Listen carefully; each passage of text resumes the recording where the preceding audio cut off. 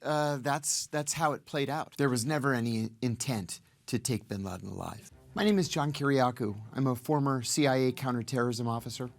And after the 9/11 attacks, I became the CIA's chief of counterterrorism operations in Pakistan, where I led a series of raids that resulted in the capture of dozens of Al-Qaeda fighters. I went on to be the chief investigator at the Senate Foreign Relations Committee. Today, we'll be looking at counterterrorism scenes in movies and TV and judging how real they are.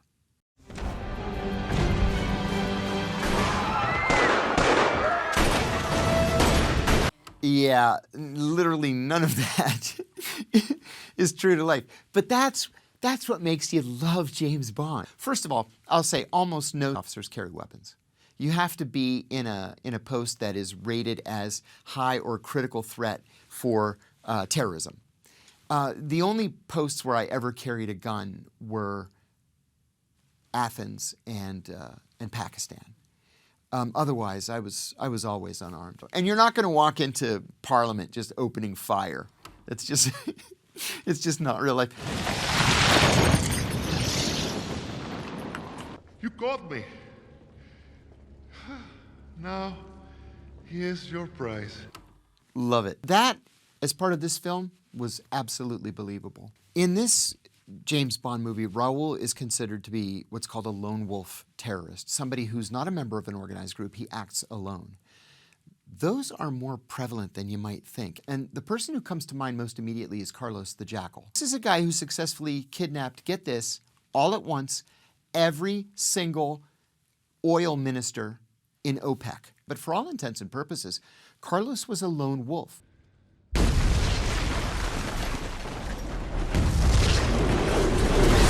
Attacking public transport is quite easy. Transportation is probably the weak link in our infrastructure. In Tokyo, there was an attack some years ago by Aum Shinrikyo terrorist group. It was more of a cult, really, that adopted terrorism as a policy, where they spread poison gas through the ventilation system and killed a whole bunch of people. So although we've not seen something like this happen, it is possible that it could. Well, may I give it a couple of different ratings? So, shooting up Parliament, no, sorry, 1. But threat to transportation, while it's not, crazy action-packed like we saw with, Raoul blows a hole in the ceiling, that's not going to happen. But that threat is real. So I'd say 7 or 8. Good evening, Mr. Hunt. The weapons you recovered in Belarus were confirmed to be VX nerve gas, capable of devastating a major city. So at the beginning of this clip, Ethan Hunt was told that he's looking for nerve gas, right? That's true. I mean, every major intelligence service hunt for chemical, biological, and nuclear weapons. $50 million to let Benji go. I'd come one step closer. Shoot me. Stop. Yeah. There are elements of reality in that. Sometimes part of the job, especially in counterterrorism, is that you have to put yourself in dangerous positions like that. Well, there was one situation where I was handling a double agent. He didn't know that I knew he was a double agent. And he didn't know that I knew that he had been instructed to shoot me in our final meeting. So we had prepared a team, just like you saw here in the clip, to protect me. It's not as sexy as this is, with a beautiful woman sitting there next to you, with a gun in your ribs to do you the favor of killing you. And the technology isn't on your contact lens. But the idea is correct. On realism, I'd give it like a 4, because the danger of that final meeting, sure, is accurate. It's a little cooler than it is in real life, and the rest of it's just Hollywood. The attack at Camp Chapman was a catastrophe for the CIA. I actually worked with several of those people. There was a source who had been offered up to us by a third country intelligence service. He got right into the center of the base. It was a failure at every step of the way. There were almost immediate improvements after this happened. So suicide attacks happen. They're not supposed to happen at that grand scale, but it's always a danger. are consistent with all counterterrorism raids, especially counterterrorism raids related to Al-Qaeda. First of all, they're all at night, usually in the middle of the night. In Pakistan, we only did our raids after 2 a.m. or at or after 2 a.m. because you want people to be asleep. You want them to be caught unawares. That's what they did in this case. Now, they came in to the bin Laden compound with all accounts. That's how it played out. There was never any intent to take bin Laden alive. There are similarities in the real-life raid that the movie got wrong, and they got it wrong on purpose. In the movie analysis, a targeting analyst is going to pour through sometimes millions of pieces of data, put this thing together where you can say, we've narrowed it down to this neighborhood in Abbottabad, Pakistan. The one thing that bothers me the most is when Hollywood perpetuates the myth that torture prevented acts of terrorism or disrupted acts of terrorism. And to me, that myth is dangerous in that it affects public opinion. This was a film that the CIA made a policy decision on that it was going to cooperate fully, to the point where senior CIA officers gave them inappropriately classified briefings over a classified mock-up of the bin Laden compound. Okay, that's chargeable under the Espionage Act. The CIA just turned it over. Why? Because it made the CIA look good. This clip as a clip, the clip that we just watched, I would give it a 9 because it is pretty much the way things played out.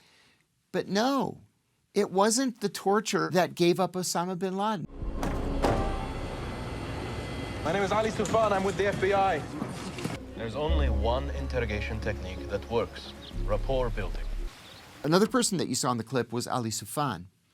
Ali and I worked together, both in Yemen and in Pakistan. Ali Soufan went to the secret site, and Ali did what the FBI has been doing. He established a rapport with his prisoner, and after about 6 weeks of this rapport development with Ali, he finally opened up, and he gave us actionable information. We stop the music when he starts talking. Then he can sleep. Learned helplessness. So briefly in this clip, you see one of those contract psychologists, James Mitchell, explaining to Ali Soufan what his goal is. His goal is learned helplessness. That's the goal. The goal is to completely break him psychologically. Now, they did that by using what they called enhanced interrogation technique. Some of them were very, very minor and mild. It sort of worsened to things like sleep deprivation. We saw that in the clip with the loud music, and you saw Abu Zubaydah hanging by his wrists with handcuffs, so he can't kneel or sit or lay or get comfortable in any way. 1, 2, 3. Where is the next attack? Now, waterboarding, which most Americans now know about, was supposed to be the worst, and it's pretty darn bad. We waterboarded each other in training just to see what it's like. It's awful. Sleep deprivation and the cold cell actually killed more people, where, you know, it's already 50 degrees. You're so cold, you're naked, and then you have this ice water thrown on you, and your body just stops working. You go into shock and just die. You can put whatever euphemism you want on it. You can call it enhanced interrogation technique. I don't care what you call it. What we did to some of those people was just illegal.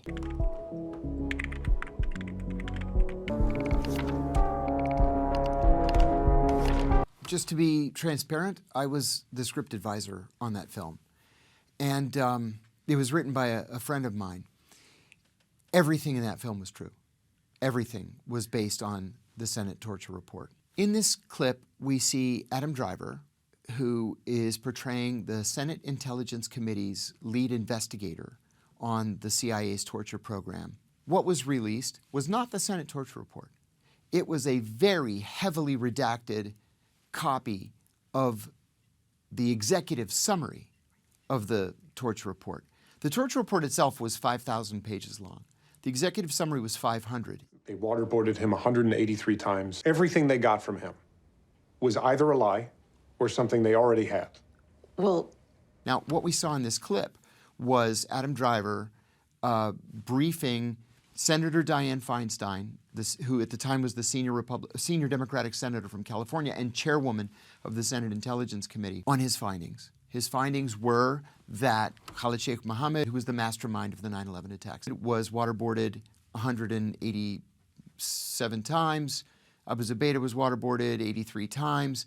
Neither one of them gave up any actionable intelligence during torture. I objected to the CIA's use of so-called enhanced interrogation techniques, which I believe to be torture. And I went public with that information in December of 2007. I resigned from the CIA to go into the private sector. All this time, by the way, I'm waiting for somebody to come out and say something. And nobody said anything. As a result, I was prosecuted and served 30 months in prison. But I'm glad I did.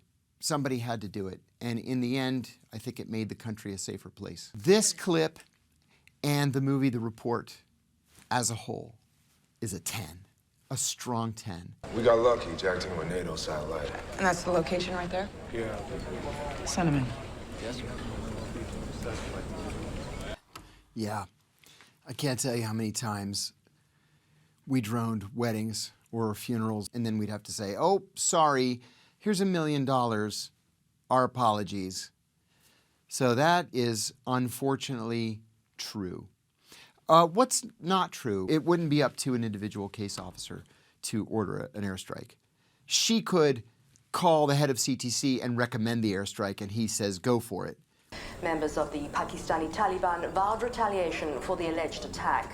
Haitham Haqqani has been martyred. Yeah, this kind of thing happens all the time. So in this clip, the member of the Pakistani Taliban named Haqqani was the target. The Haqqani network is a real network, a real terrorist network, right on the Afghan-Pakistani border. They're really Afghans. But anyway, be that as it may, we learned later on in this season that Haqqani was not at the site and had lived. That is also something that's quite common. You know, rarely does the American government admit to a mistake. There was a mistake in Afghanistan just days before we pulled out, where we killed this, high-value target who was loading missiles into the trunk of his car. He was actually not only not a high-value target, he was an employee of the American government, and we just blew him up with a missile from a drone, and then said, sorry, our bad. Who added that Mr. Haqqani was attending a wedding at the time of the attack, and that over 40 members of his family were also killed. And then you end up killing civilians virtually every single time, which is another problem. The National Security Council, the Department of Defense, and indirectly the CIA say that they do everything possible to avoid civilian casualties. That's just simply not true. First, the entire intelligence community is unrepentant when it comes to civilian casualties. They see it as, part of the price of the so-called war on terror. That is, it's a violation of international law, of course, and it's also inhumane. There's a very courageous drone whistleblower by the name of Daniel Hale. He was operating a drone remotely, and he fired. And he killed a 9-year-old girl and a 12-year-old girl. And that's when he said he couldn't be a part of this anymore. Anybody who's involved in counterterrorism or who has served in the Middle East or South Asia for, more than one tour has been involved in something like that. I've been evacuated many times. Yeah, I'd call this an 8. With these Hollywood-esque problems that we mentioned, the actual day-to-day in Homeland was pretty right on.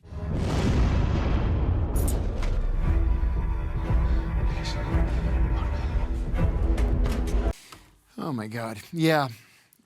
I remember that like it was yesterday. What we're seeing in this clip is just one aspect of what was a very well-coordinated, long-term attack in Mumbai. More than 100 people were killed. I was working for ABC News when that took place. I was a counterterrorism consultant at ABC News, and I decided to flip through the channels to see what everybody was saying about this attack. I go to CNN, it's Al-Qaeda. Go to Fox, it's Al-Qaeda. MSNBC, it's Al-Qaeda. And I said to my wife, Al-Qaeda has no beef with the Indians. Why would they do something like this? So I went to ABC, and I get mic'd up and go on, and they asked me my initial impressions, and I said, I don't think this is Al-Qaeda. I think this is a Kashmiri separatist group. It turned out it was a Kashmiri separatist group. We learned later, like a year later, that they had carried out these attacks with training from Al-Qaeda. The Indians, frankly, were caught flat-footed. Certainly they have experience with terrorism in Kashmir, and this is an issue, an ongoing violent issue between the Indians and the Pakistanis in the north of the country. But in Mumbai, they had never experienced anything like this before. I want you, please go this way. Please follow me, follow me. Yeah, the hotel staff, this is really the story here. They were absolutely heroic in their quick thinking to save probably hundreds of hotel guests. They were able to get them out of the hotel. Yeah, this movie was right on. I'd give it a 9 or a 10. This was an excellent movie. We recently discovered a large Al Salim safe house and training cell here in Amman. I would need your help with surveillance, sir. So this was entirely true to life. So intelligence liaison cooperation happens every day in every capital in every country around the world. It benefits everybody to have a liaison relationship, even with a country that you might be enemies with. That's what we saw here in this clip. Leonardo DiCaprio went to the Jordanian intelligence service and said, we need a source inside Al-Qaeda. Gave his Jordanian counterpart the file. Counterterrorism's an easy one, right? Just about everybody's going to cooperate on counterterrorism. Well, first of all, the Jordanian intelligence service is one of the best intelligence services in the world. They are very sophisticated, and they are very good friends to us. Great partners. I've known him since he was a teenager. Now, he's Al-Qaeda. A white guy with blonde hair and blue eyes is not going to infiltrate Al-Qaeda. But that guy will. And then another myth that comes out of Hollywood is that the CIA is able to directly infiltrate foreign terrorist groups. That's just simply not true. Half of the people at the CIA who speak Arabic have blonde hair and blue eyes, are African American, speak Arabic with an American accent. You're not going to infiltrate a terrorist group that way. What you have to do is to recruit access agents who can do it on your behalf. All we need is to establish that he is there. Hopefully a buzz of messages will then pass among jihadist networks. Have a go. Can you imagine writing a cable to headquarters and saying, I have an idea for an operation. Let's blow up the American embassy. It's like, no. You can implement a false flag operation. A false flag operation is when you do something and either blame it on someone else or allow someone else to take credit for it. But no, not like we saw in the clip. The account of the relationship is so good. I'd give it an 8. The only reason I wouldn't give it a 9 or 10 is because the bombing of this American facility is just so nuts that, sorry. But yeah, the rest of it, right on.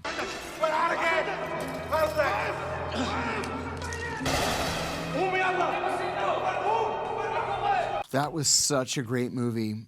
So Munich tells the story, the true story, of the attack against the Israeli Olympic team in Munich in the 1972 Olympics. This was an attack carried out by a Palestinian terrorist group called Black September. And they killed every single Israeli athlete, every single one. Where's the explosion? It should have exploded by now. So what we saw in that clip was was the Israeli team killing one of the terrorists responsible for the 1972 Olympic massacre. And the Palestinians escaped. Well, the Israeli government set out to hunt them down one by one all over the world and killed every single one of them but one. There was one who, died of old age, but they got every single one of the others. It was not one Israeli team that, went all around the world. It was multiple Israeli teams over the course of years. On realism, yeah, I'd give it a 7. Because the core, the structure of the film was completely based in fact. They sexied it up a little bit. It was essentially real. आपकी demands 35 लोग सज्जाद अफगानी की लाश और $200 million. Yes. So this is based on a hijacking that took place in the 1990s of an Indian Air Flight 814. And it was taken to Kandahar in Afghanistan. Now, that's important because Kandahar is the birthplace of the Taliban. It was the stronghold of the Taliban. So to land in Kandahar, the hijackers really believed that they would get everything that they wanted because they were mujahideen, right? They were freedom fighters, strugglers, and they didn't get everything they wanted. You saw in the beginning of the clip, they wanted $200 million in cash. They wanted dozens of people released. They ended up getting 3 released, one of whom was rearrested.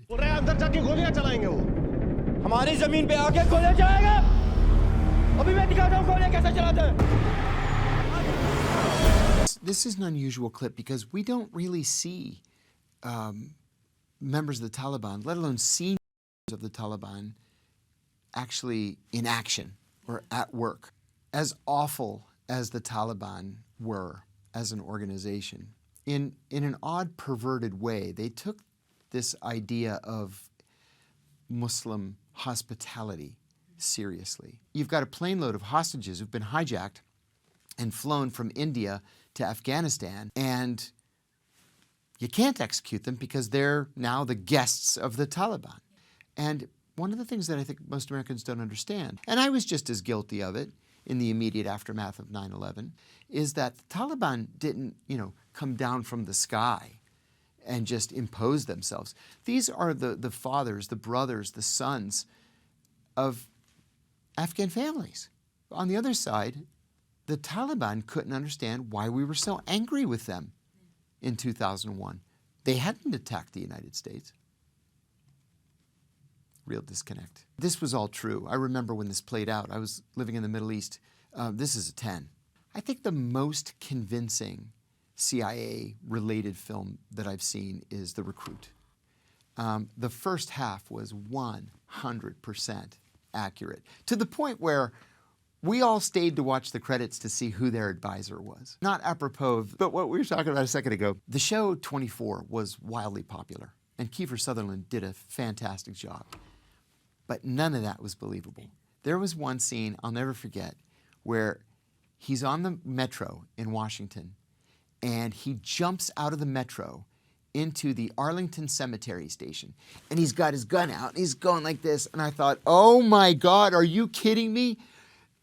You've just committed like 3 felonies. Thanks for watching. And if you like this, why not click on the next video?